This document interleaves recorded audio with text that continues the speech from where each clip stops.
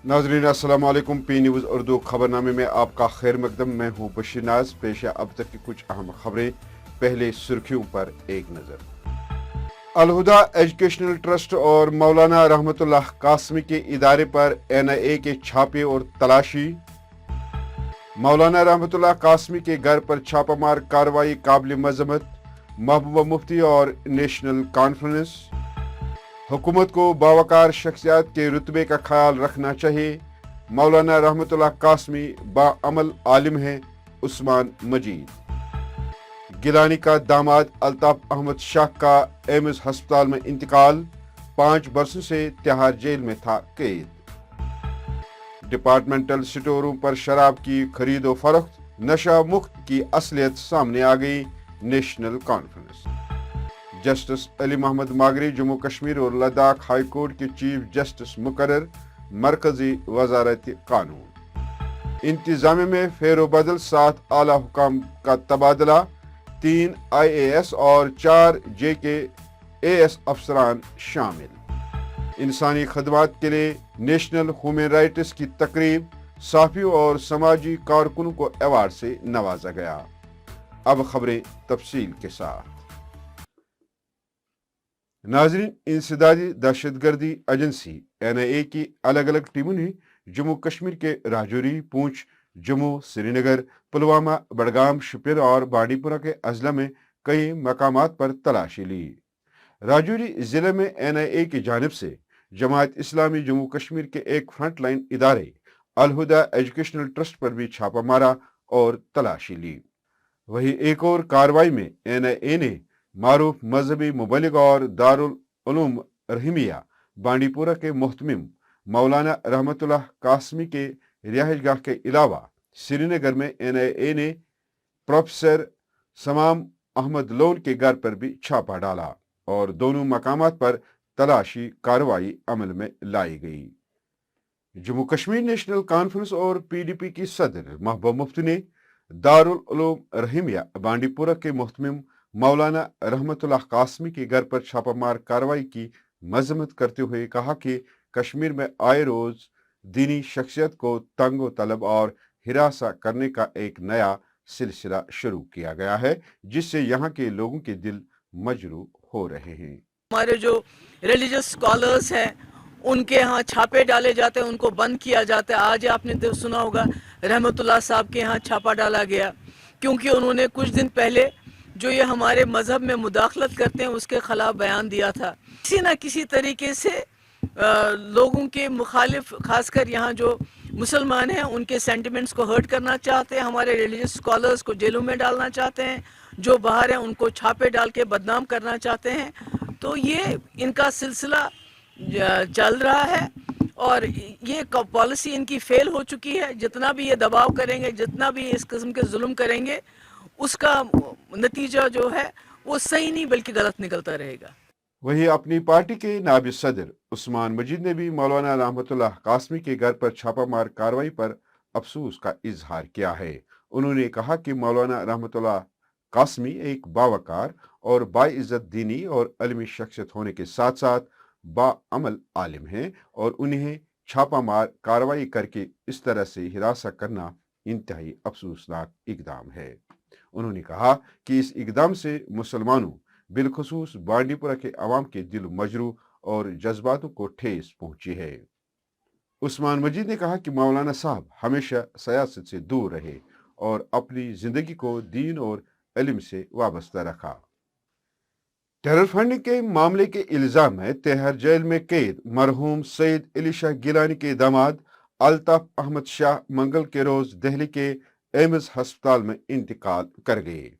Hurriyat leader गुलाम मोहम्मद भट्ट और मोहम्मद अशरफ सहराई के बाद अल्ताफ अहमद शाह ऐसे तीसरे कैदी हैं जिसका इंतकाल जेल में हुआ है। याद रहे, अल्ताफ अहमद शाह दहशतगर्दी की माली मावनत के मामले में गुज़श्ता 5 साल से तिहाड़ जेल में बंद थे।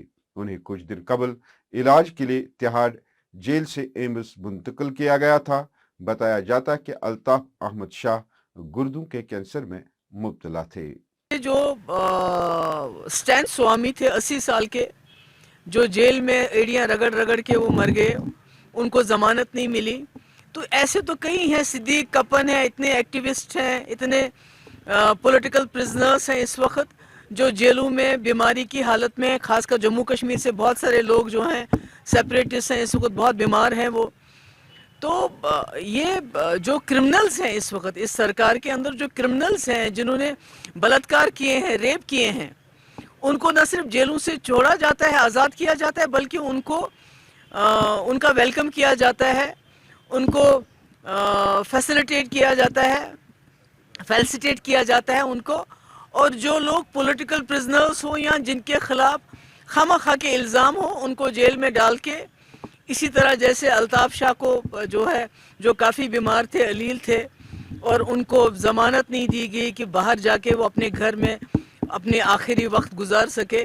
اس وقت بھی ان کی فیملی وہاں ڈیڈ باڈی کا انتظار کر رہی ہے. تو یہ لگتا ہے جو یہ دعویٰ کر رہے ہیں کہ یہاں حالات ٹھیک ہیں, حالات اگر ٹھیک ہوتے تو اس قسم کی انسانی حقوق کی پامالی نہیں ہوتی. جموں کشمیر نیشنل کانفرنس نے خود ساختہ انتظامی کونسل کی طرف سے ایکسائز پالیسی میں ترمیم کر کے شہری علاقوں میں ڈپارٹمنٹل سٹوروں پر شراب بیئر کی خرید و فروخت کرنے کی اجازت کی شدید الفاظ میں مذمت کرتے ہوئے کہا کہ جموں کشمیر ایک مسلم اکثریتی ریاست ہے اور یہاں پر اس طرح سے شراب کی کھلے عام بکری کو داؤں بخشنے کی کوئی اخلاقی جوازیت نہیں بنتی ہے.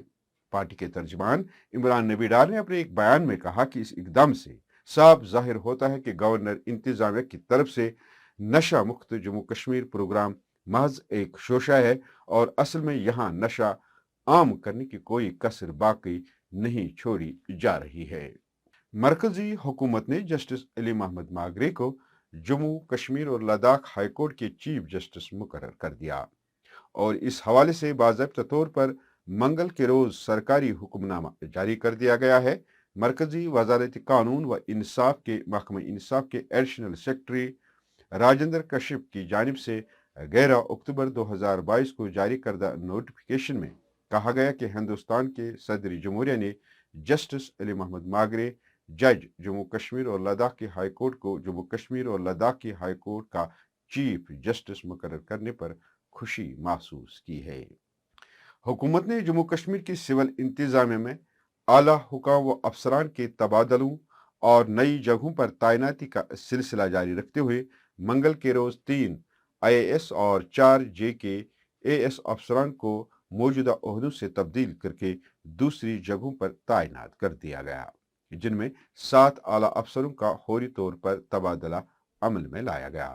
ان میں IAS افسر نریندر سنگھ بالی, اعجاز احمد بٹ, محمد اکبر وانی شامل ہیں اور اسی طرح JKAS انیل کول, طارق احمد زرگر, بھوانی کول اور شفقت اقبال کو بھی تبدیل کر کے دوسری جگہوں پر تعینات کر دیا گیا.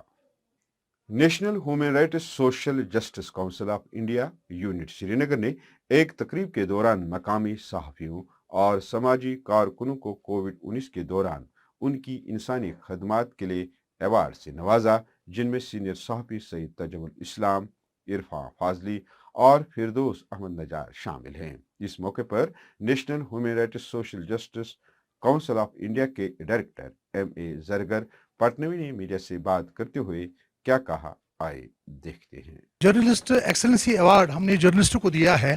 انہوں نے 2000 سے 2022 تک 21 اینڈ تک بہت بڑا کام کیا کووڈ کو ریسٹور کرنے میں.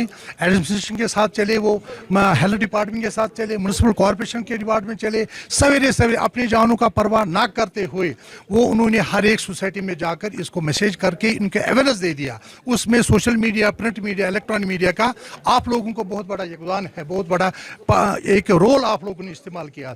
اس کے عوض پر ہم نے آپ لوگوں کو ریکمنڈیشن دے کر پورے 19 کنٹریز میں جا کر ایک اپروول آ کر آپ کو یہ بیسٹ ہیومنٹی ایوارڈ اور جو جرنلسٹ ایکسلنس ایوارڈ 2002 کو آپ کو سمانت کیا گیا ہے. اس کا یہی وشے ہے کہ آگے بھی پتہ نہیں کووڈ آئے نہ آئے, کیسے چل رہے, ابھی بھی چل رہا ہے, اس سے یہ کہ آپ شاید مجھ سے اور بھی کام کریں گے. ناظرین, اس کے ساتھ خبروں کا یہ شمارہ اختتام کو پہنچا. اگلے شمارے میں آپ سے پھر ملاقات ہوگی. پی نیوز کو لائک, شیئر اور سبسکرائب ضرور کریے گا. دیجیے اپنے میزبان بشیر ناز کو اجازت. خدا حافظ.